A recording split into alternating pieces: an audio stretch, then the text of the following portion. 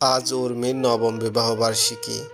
সারাদিন অনেক খাটাখাটনি করে স্বামী রাসেলের পছন্দের অনেক খাবার রান্না করেছে সে। ওদের 5 বছরের ছেলেটা বারবার প্রশ্ন করছে, আম্মু, তুমি সন্ধ্যাবেলায় সেজেছো কেন? মুচকি হেসে উর্মি বলল, তোমাকেও তো নতুন জামা কাপড় পরিয়েছি বাবা। আমি তো তাই বলছি, এত রাতে কেন? উর্মি হাসল, উত্তর দিল না। এই বয়সে বাচ্চাদের মনে প্রশ্নের সমাহার থাকে। 12 বছর আগে রাসেলের সাথে উর্মির পরিচয়। সময় খুব নিষ্ঠুর, এত দ্রুত বয়ে যায়। 1 যুগ পার হয়ে গেছে। 3 বছরে ভালোবাসা পরিণয়ে রূপ নিল। যদিও শ্বশুর শাশুড়ি রাজি ছিলেন না, তবুও ছেলের জেদের কাছে হার মেনেছে। অবশ্য বিয়ের কিছুদিন পরেই উর্মি তাদের মন জয় করে নিতে পেরেছে। এখানে সুশীল সমাজ হয়তো বলবে, মেয়ে সব ছেড়ে আসে, আবার তাকে কেন মন জয় করতে হবে, বরং সকলে তাকে সাপোর্ট করবে। কিন্তু উর্মি ব্যাপারটা অন্যভাবে দেখেছে। রাসেলের মায়ের খুব ইচ্ছা ছিল ছেলের জন্য সুন্দরী একজন বৌমা আনবেন। সারা বাড়ি সেই বউ নূপুরের শব্দে মাতিয়ে রাখবে। সেখানে উর্মির মতো শ্যামবর্ণ খাটো একটা মেয়েকে একমাত্র ছেলের জন্য মানতে তাদের সমস্যা হতেই পারে। প্রত্যেক বাবা মায়ের সন্তান নিয়ে স্বপ্ন থাকে, তাই উর্মি নিজে থেকেই তাদের সাথে মানিয়ে নিয়েছে। আর মজার ব্যাপার হচ্ছে, ওই কাল্পনিক সুন্দরী বৌমার কথা শাশুড়ি নিজেই মুখে আঁচল চাপা দিয়ে হাসতে হাসতে উর্মির সাথে গল্প করেছেন। এখন তাদের সম্পর্ক অনেকটা বন্ধুর মতো। উর্মি, মা চলো আমরা কেকটা কেটে ফেলি। কি যে বলো না মা, রাসেল তো আসেইনি। রাহেলা বেগমের মুখ শুকিয়ে গেল। ও আগে আসুক, তারপর কাটবো।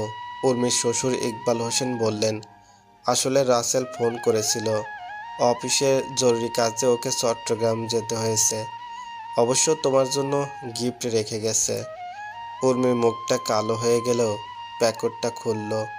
সেখানে একটা নীল রঙের শাড়ি, লাল নীল মেশানো চুড়ি, সাথে একটা তাজা গোলাপ। প্যাকেটটা খুলে উর্মি একটু অপ্রস্তুত হয়ে গেল।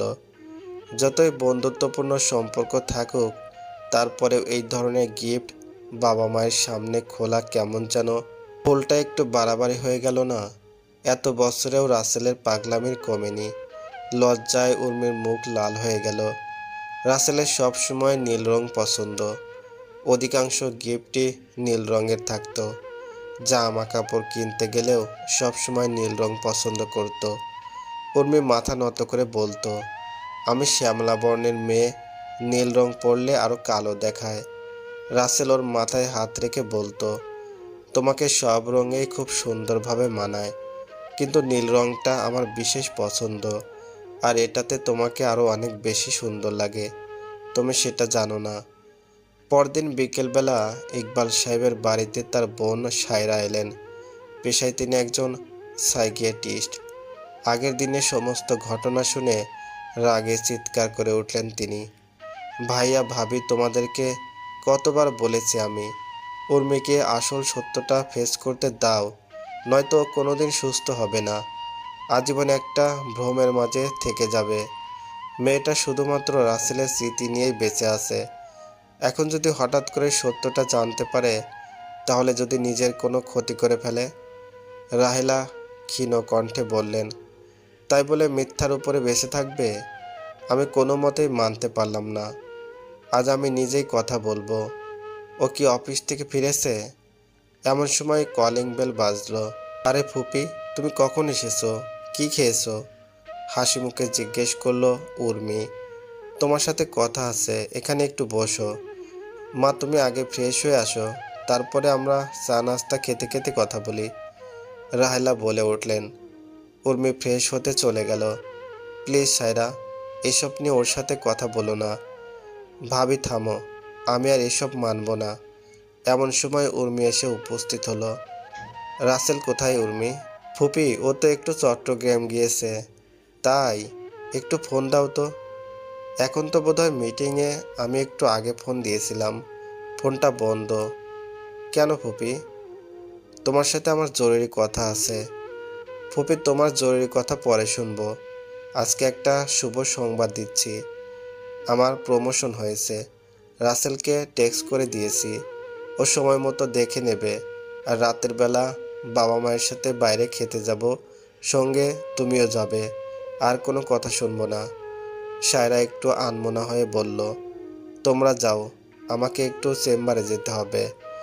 সবাই মিলে রেস্টুরেন্ট থেকে খাওয়া দাওয়া করে বাড়িতে এসেছে।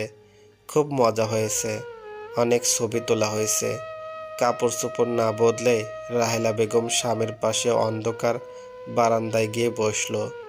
আমাদের ছেলেটার এরকম অকালে চলে যেতে হলো কেন বলো তো রাহেলা? ইকবাল সাহেব মুখে হাত দিয়ে কেঁদে উঠলেন। রাহেলা নিজেও অশ্রু ধরে রাখতে পারলেন না। 4 বছর আগে উর্মি আর রাসেলের বিবাহবার্ষিকীতে রাসেলের একটু দেরি হয়ে গিয়েছিল। খুব জোরে বাইক চালিয়ে ও যখন ফিরে আসছিল, তখন একটা ট্রাকের সাথে ধাক্কা খায়।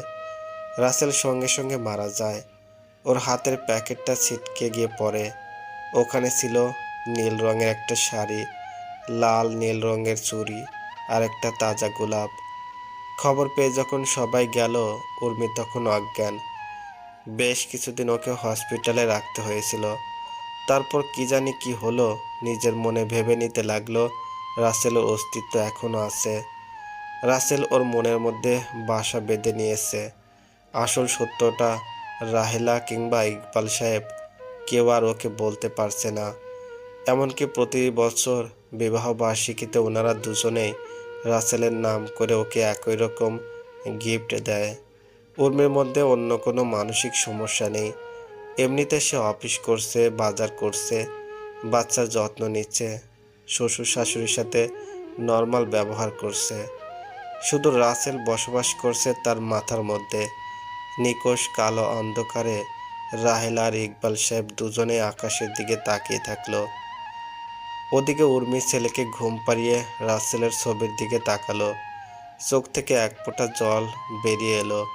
মনে পড়ল রাসেল তাকে বলেছিল, মা বাবা হয়তো তোমাকে পছন্দ করবে না, একটু মানিয়ে নিতে হবে। জানোই তো, আমি একমাত্র সন্তান, একমাত্র ভরসা স্থল আমার মধ্যবিত্ত পরিবারের। তুমি যদি কয়েকদিন ওনাদের সাথে মানিয়ে নিতে পারো, দেখবে তোমাকে বুকের মধ্যে আগলে রাখবেন। উর্মি একটা দীর্ঘশ্বাস ছাড়ল। মনে মনে বলল, তোমার বাবা মা এখন আমার বাবা মা রাসেল। সমস্ত সত্য আমি খুব ভালো করে জানি, কিন্তু আমি তাদেরকে ছেড়ে কখনোই যেতে চাই না। যদি সে সময় আমি সব ঘটনা মেনে নিতাম, তাহলে হয়তো তারা যে পরম স্নেহে আমাকে আগলে রেখেছেন আমার জীবনে, ওনারা অবশ্যই তোমার জায়গায় অন্য কাউকে বসাতে চাইতেন। কখনোই চাইতেন না একা একা একটা পুরো জীবন আমি কাটিয়ে দেই। তোমার বাবা মায়ের এখন আমি ছাড়া আর কেউ নেই। দুজন বৃদ্ধ মানুষকে আমি কখনোই অর্থনৈতিক সংকটে ফেলে, তার চেয়েও বড় কথা প্রচণ্ড হতাশা আর একাকিত্বের মাঝে রেখে অন্য কারোর সাথে সুখে সংসার করতে পারবো না। আমি যে তাদের মায়ার বাঁধনে জড়িয়ে গেছি।